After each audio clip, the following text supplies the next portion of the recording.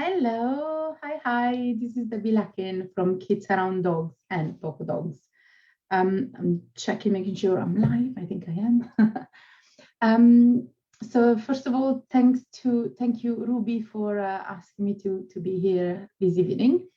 And thanks as well to the other people taking part in the conference. It's always great to share knowledge and information and learning something new. So I'm really loving this.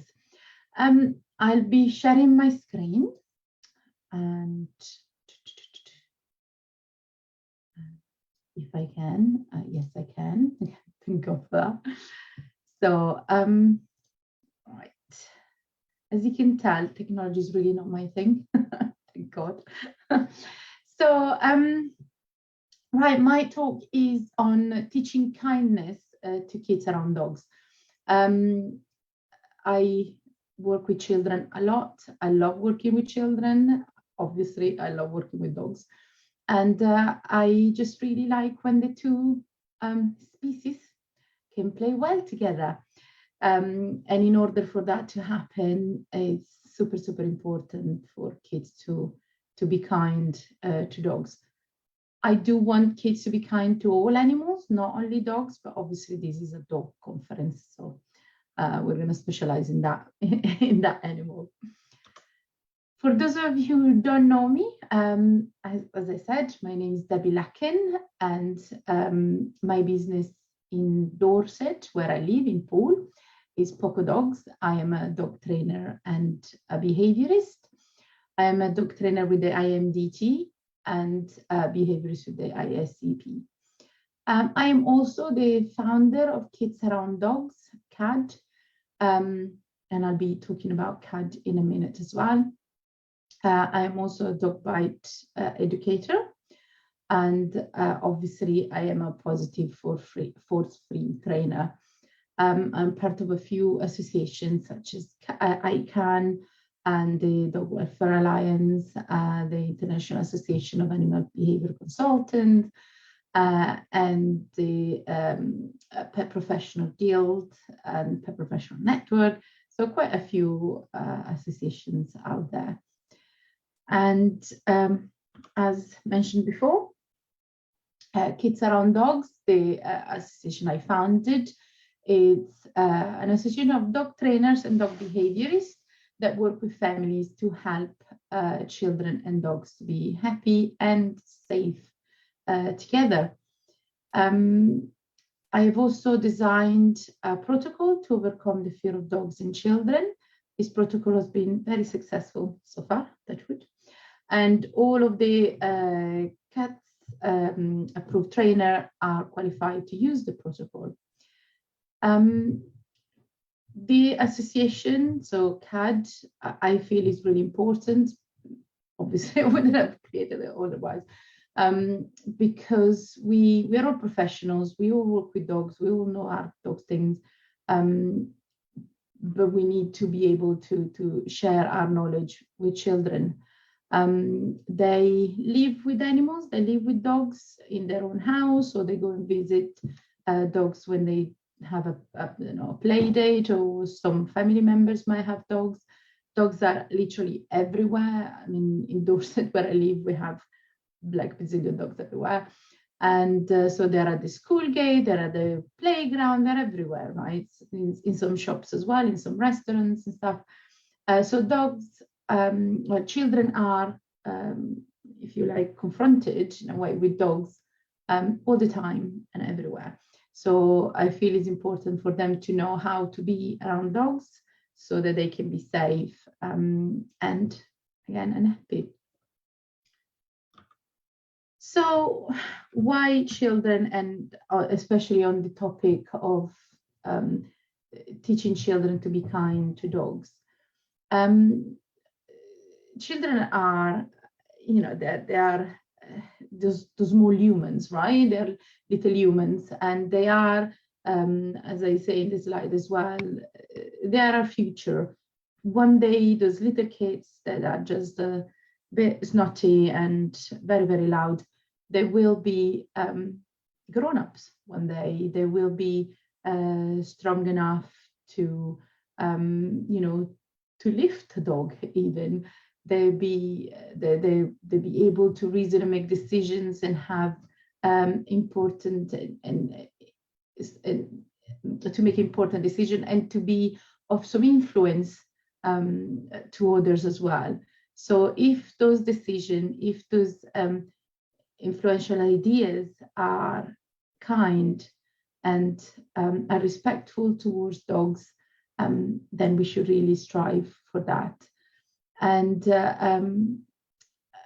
in my studies and in my knowledge as well, as I am a mom myself, you notice, if you are a parent or if you deal with children a lot, you might notice that toddlers, so from the age of basically 12 months, start mimicking parents or close friends or close family, so people that they see quite often. That's when they start mimicking the ones that are really close to them.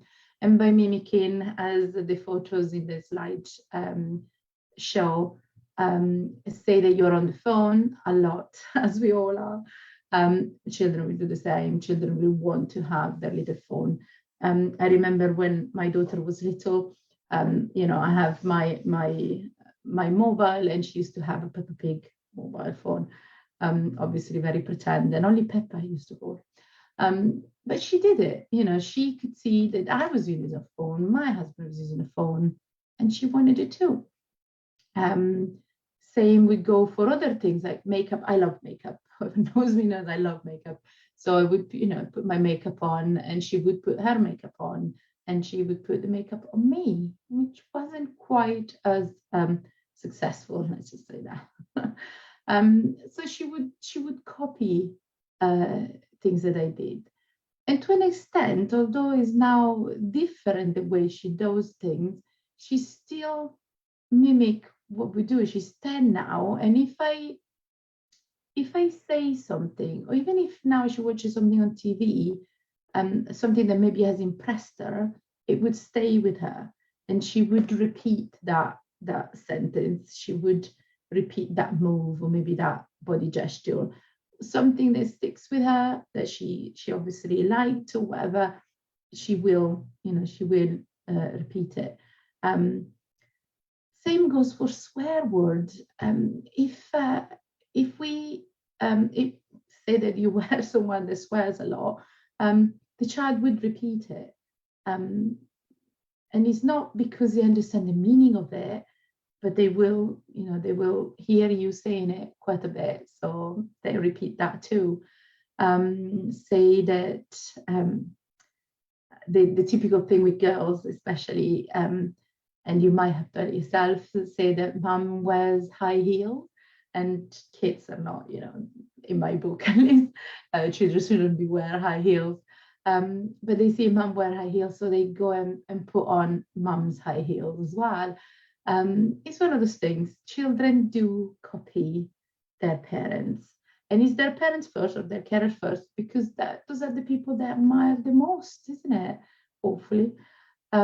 So they will, you know, they look up to their parents. I want to be like them.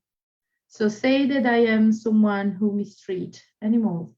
Say that you know, a parent treat their dog badly, that would hurt them physically or say horrible things about their dogs. The child looking up to their parents will mimic them. So if a parent slaps the dog, the child will do the same. They don't understand that it's wrong yet. They just see the parents doing it, and they think, right, if mom, dad do it, then I should do it too, because I look up to them, because they're awesome. So I should do what they do. So it's important that we do the right thing. And as I said, I know that we, you know, if you're watching this, I think you already know not to hurt a dog, but perhaps by pointing this out, how at such a young age of 12 months, toddlers can start learning this. I think is quite effective. I think it's quite, it makes you think of how much of what we do affects our children. after that stage of life, so after the 12 months and as they grow older, their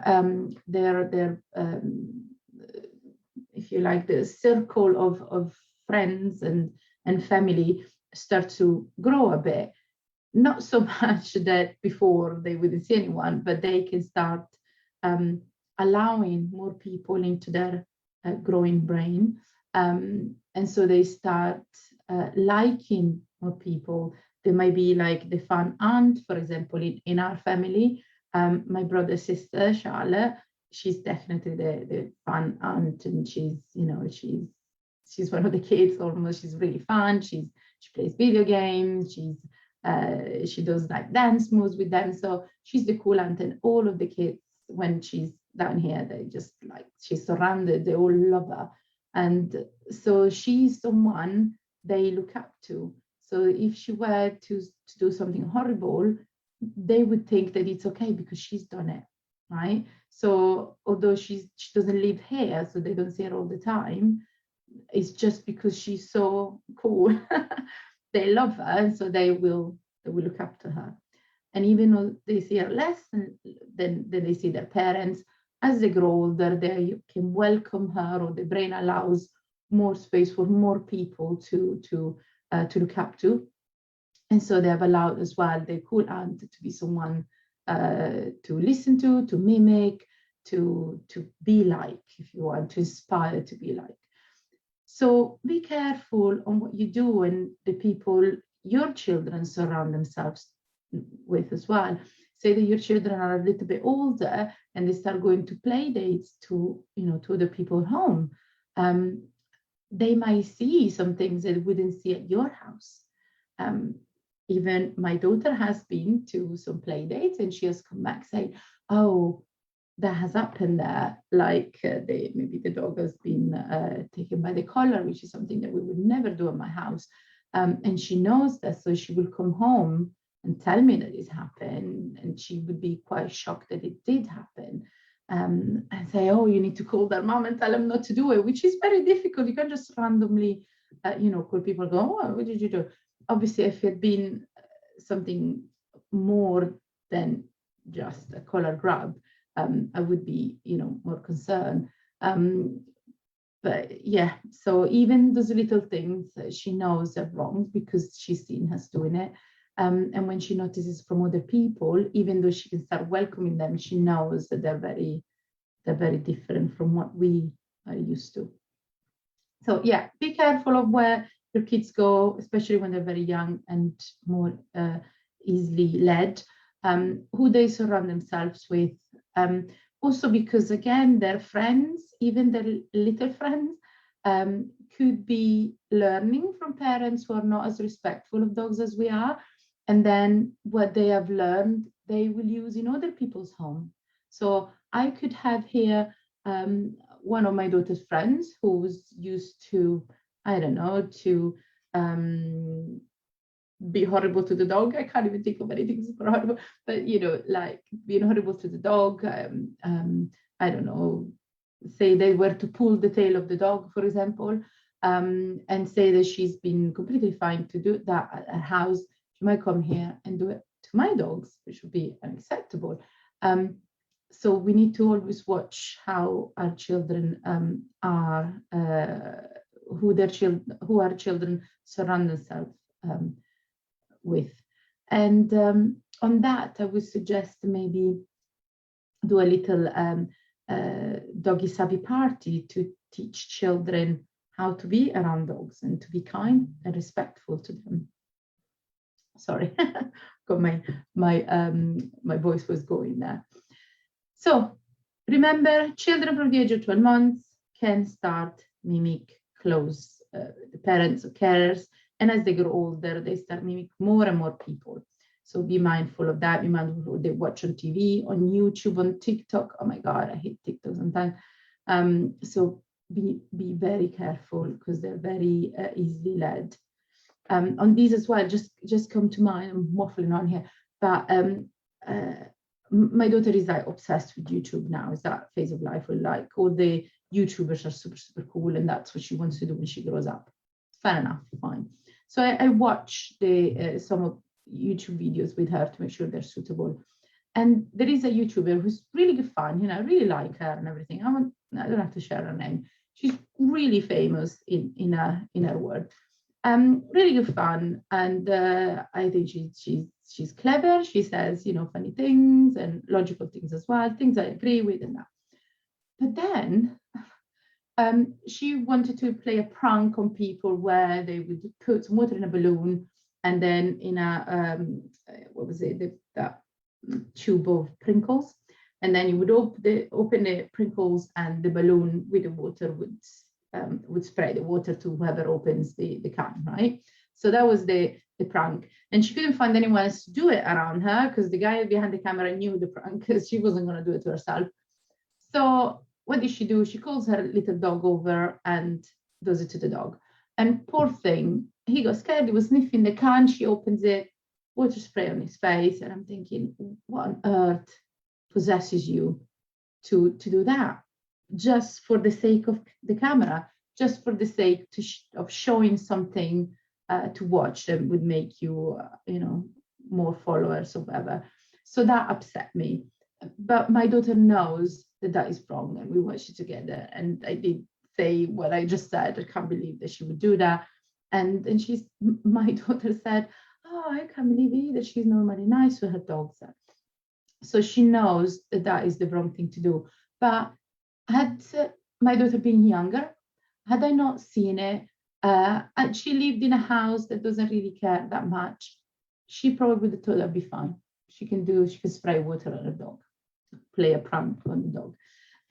Luckily, she's not. But these kind of things we need to really be mindful of.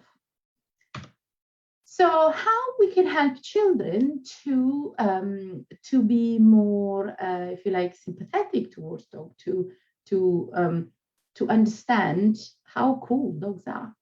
One thing that I feel children don't realize enough, and even some adults, is how much we humans rely on dogs. They do a lot of work for us. They work a lot for us. They always have, right? It is believed that they were bred to help us out, that they were created, if you like, to help us out. From herding to guarding, from all those kind of histories in a way that are still in some part of the world are still very much true today. Dogs work for us. In more, if you like, modern places, there is also even more than just the herding and guarding. So, for instance, find and rescue, dogs can save lives. And this is very common. This happens all the time. They, in fact, put their own life at risk for ours. And for what? For a little sausage. Do you know what I mean? How awesome is that? They make us feel better, like therapy dogs, which I see I repeated twice in this list. That's how important that is to me. So they make us feel emotionally better for if we have anxiety, if we even worry about how we feel, how our mind and our emotional being make us feel, like depression, and that dogs are there to make us feel better. They often go in, you can take dogs to nursing home for older people that need a little bit of cheering up, or even in hospital where people are unwell and they have to stay quite a while. Dogs can go and, and put a smile on their face. For terminally ill people as well, they, when it's end of life and there isn't, it's hard to see through each day. Therapy dogs can give a little bit of relief there. Dogs have a fantastic nose, as we all know, and they can smell when they can be trained, obviously, to smell when there are problems such as bombs, drugs, all sorts of things, really. They can even smell illnesses, COVID being an example, diabetes, cancer. There is a lot of diseases the dogs are trained and they're being trained to detect in us people. They can detect even, going back again a little bit on the therapy dog, They can detect if a panic attack is coming. For post-traumatic disorders, they can detect when an attack is imminent, and when it's already on, they can help you. They can make you feel better. Police dogs, oh gosh, they can find the bad guys, and again, a lot of police dogs are known to put their own life before the ones of their handler and save them. They can help around the house. Those are a lot of assistant dogs do that. You can also train just your family dogs to help with laundry. Winnie is not an assistant dog, but I have trained her to just, to give me the laundry, and it's does take like an extra 45 minutes, but it's really, really helpful. And this is something, again, very close to my heart, and is school dogs, and they help children every day. Children that are not happy to go to school, there are many.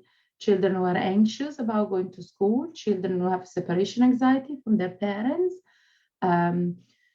children that might have a fall during the day, or they had an argument with their friends, or they don't have any friends.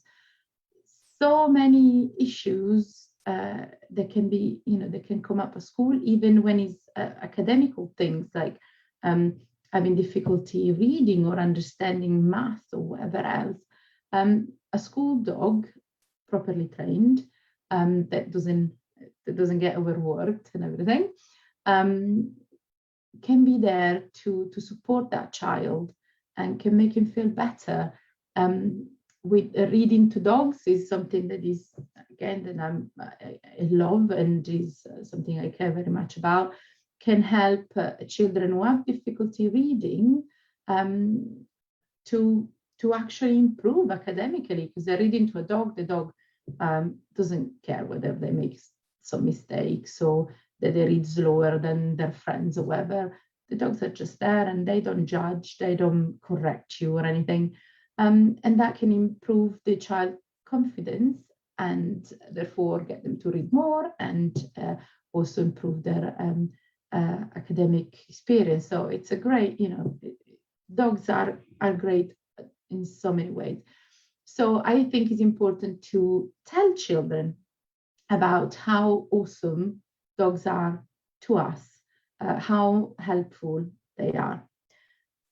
Similarly, though, we help dogs as well.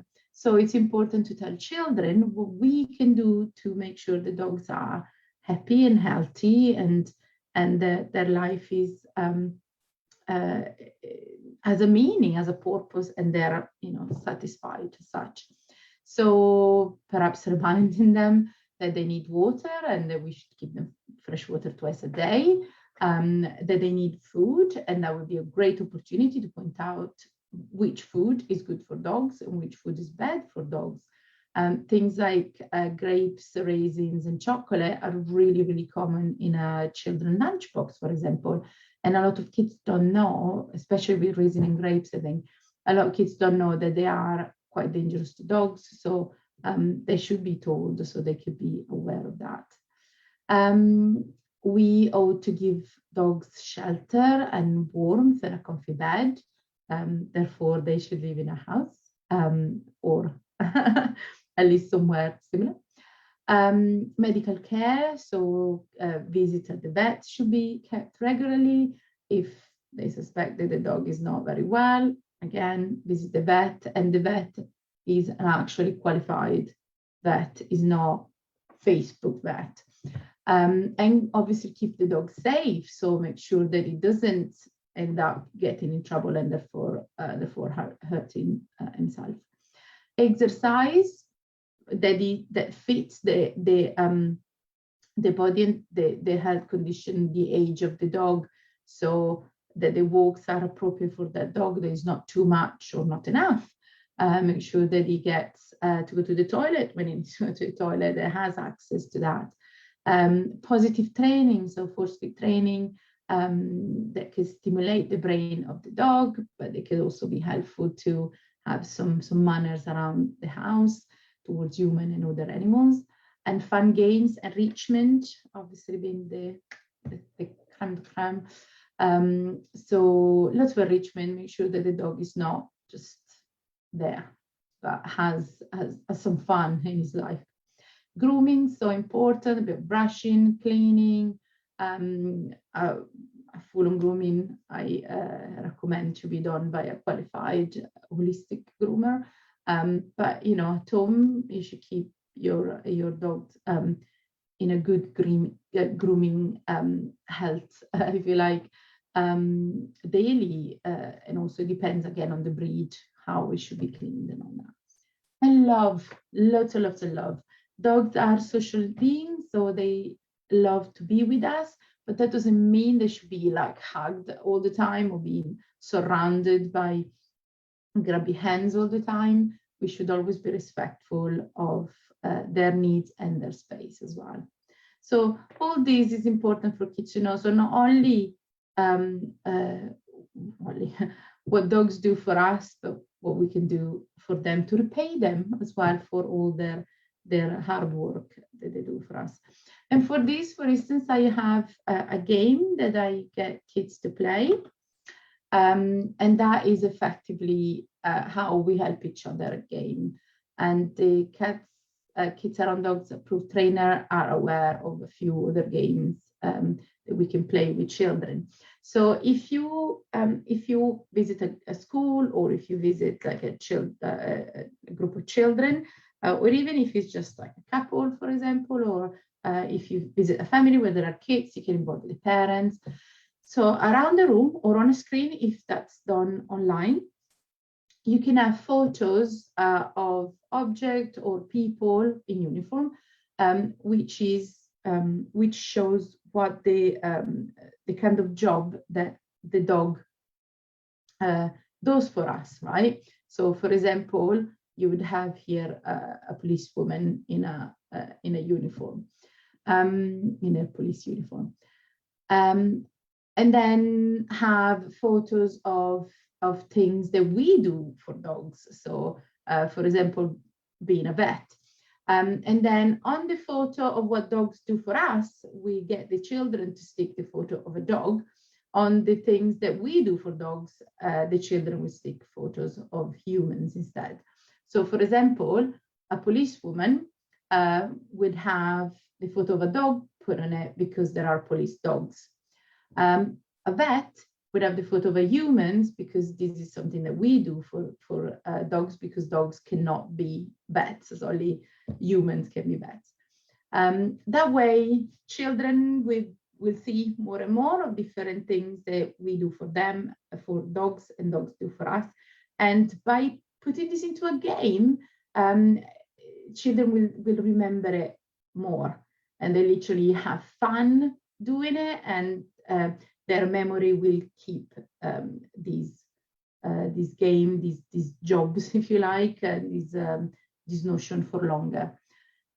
And on top of that, because you are the person that are showing them something fun, right? You will become someone that they can look up to. If you're someone boring, just telling them off, they're not gonna love you very much. They're not gonna exactly looking up to you. But if you're someone fun and you show them a game, they will remember you, more. They'll be like, I know that lady or that man.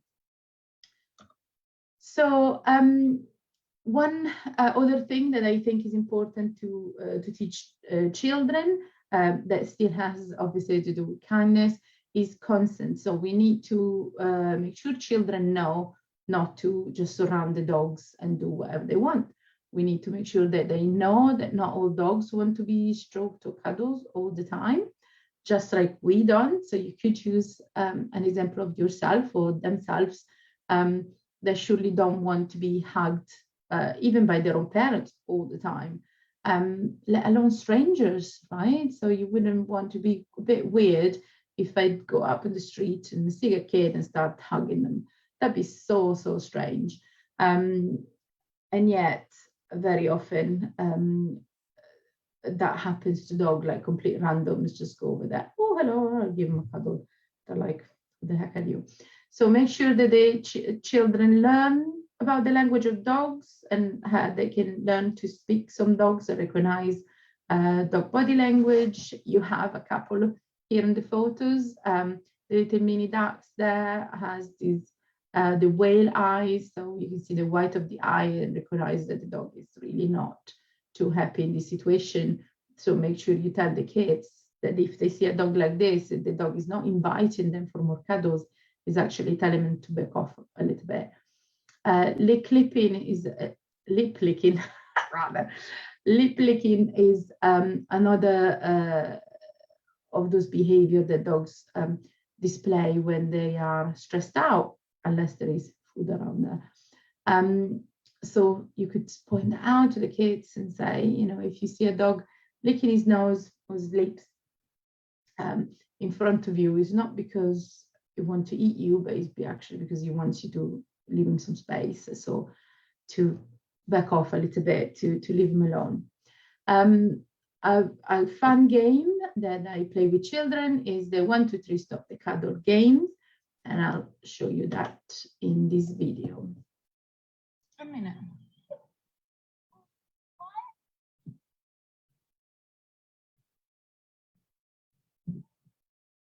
Molly, what do you think? Do you think she's enjoying being cuddled? Oh, yeah, she's loving it.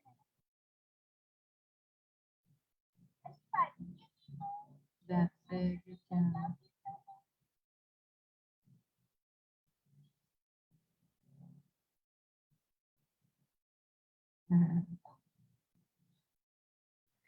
So the idea here is to stroke the dog for 3 seconds or ask the child to count with you 1, 2, 3, and then take your hand off the dog and see what it does.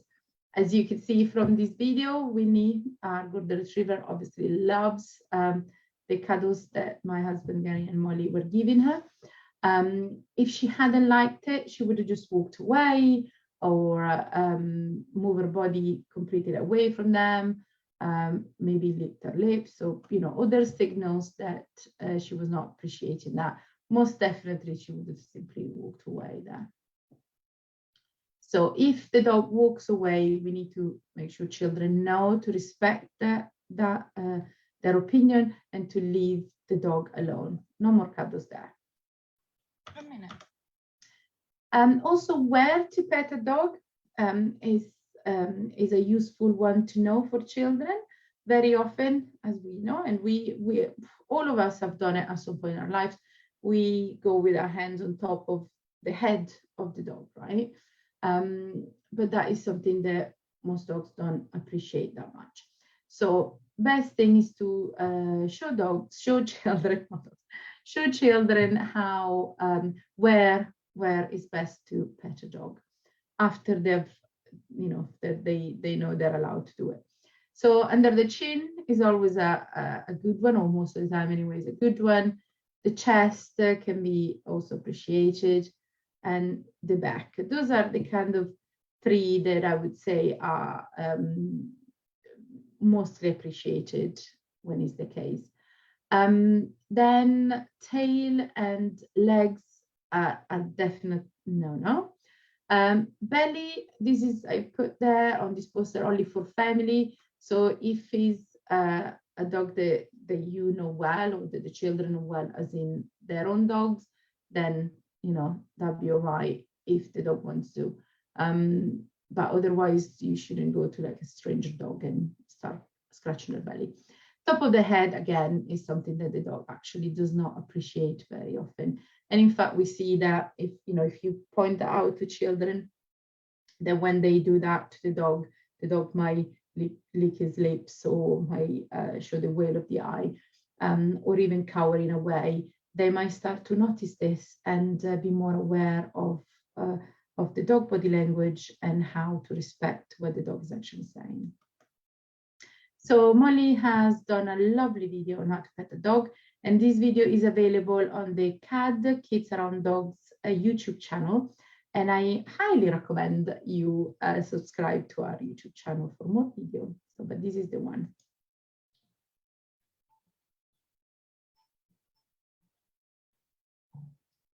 Hello, my name is Molly from Kids Around Dogs. here are the places where you should not pet your dog. So on the top of the head, so on the tail, they won't like that. On their legs or their paws. So here are the places that you can pet your dog if the dog wants to be petted there. So under the chin, like this, like under here, and then on the chest here. On the back, they like that. And that seems to be everything. Under the belly is a place that if your dog is like your part of your family, then you can pet it there. But if it's like your friend's dog, or like your mum's, grandpa's best friend's mum's dog, then you can't really do that. So yeah. So if you're desperate to hug a dog, just hug a stuffed dog, like this one. So here is, if you would like to become a Kids Around Dogs approved trainer, you can email me at kidsarounddogs@gmail.com. Today is the last day that I will accept application for the current membership. We'll reopen membership later on in the year, but things will be a little bit different then. I really, really hope that you enjoyed my presentation and that this helps you to help children to be a bit more aware of dogs and to be as kind as possibly can to these fantastic creatures. So thank you so much, everyone. I hope you enjoy the rest of the conference. So many great presenters out there. So thank you. See you later. Bye-bye.